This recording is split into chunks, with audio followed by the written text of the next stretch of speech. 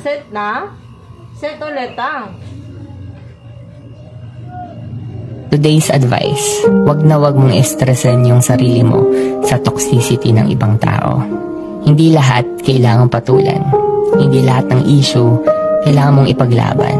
I-conserve mo yung energy mo sa mga bagay na mahalaga. Protektahan mo yung peace of mind mo na matagal mong iningatan.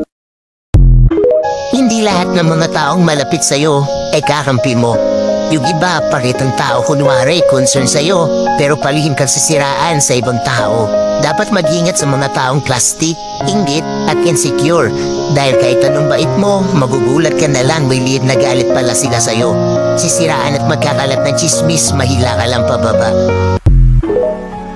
Kahit nakakainis na, huwag mong papatulan ang sinasabi nila.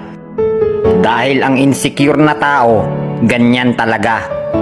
Kakainggitan ka kahit walang-wala ka na. Real talk, ingat sa masyadong pagtulong mo sa iba. Dahil kapag nasanay sila at sumablay ka kahit isa, burado lahat ng nagawa mong maganda.